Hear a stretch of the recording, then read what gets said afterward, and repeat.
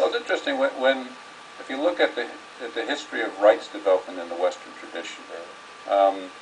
It's an instructive anecdote, for example, that by 1650, every one of the rights that becomes part of the U.S. Bill of Rights of 1789 was already defended, theoretically formulated, and fought over by Protestants who were trying to understand what does it mean to have the right as a religious believer to freedom of conscience and free exercise of one's faith.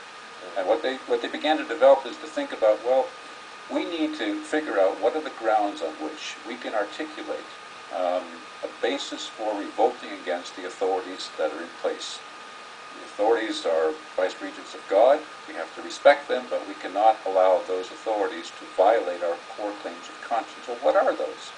Well, over time, as the Protestant tradition, you can do the same story in other traditions, as the Protestant tradition began to think about what are the essentials that we have to have in place that would allow us to justify a revolt against an authorized official, a tyrant, as we see it.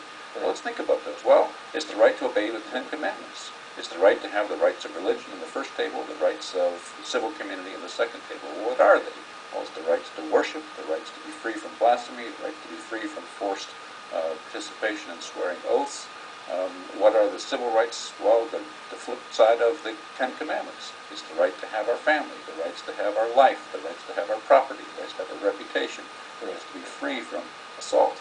And as they began to think about other biblical foundations on which they could formulate rights claims, Protestants then thought, well, there are other ways of thinking about Scripture. Well, what do we have? We have this formulation, for example, in the New Testament, that we are all called to be prophets, priests, and kings. Well, what does that mean? Well, it means, among other things, that we have the right to speak as a prophet. We have the right to worship as a priest. We have the right to rule and participate in rule as a king. Begin to look at the Hebrew Bible and to look at formulations about sanctuary, about protection of the poor, about jubilee. Begin to think hard through what that ultimately means for a person's rights claim. What Protestants were doing in this micro example is playing with their scriptural texts in the exigency of the political moment. How to decide what is the basis for revolt against a tyrant, and deciding what are the essential natural rights that we have as humans, core humans, that would, number one, need to be protected, and number two, would trigger a revolt against a tyrant that would violate those fundamentals.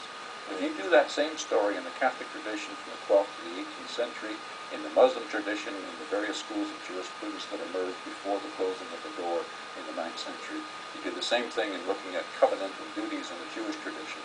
You ultimately have multiple ways by which faith communities have looked at their own canonical scriptures, have looked at their own faith traditions, and decided, well, these are certain fundamentals that we can claim as humans, and that we can ultimately project upon all humans as essential to their existence as persons.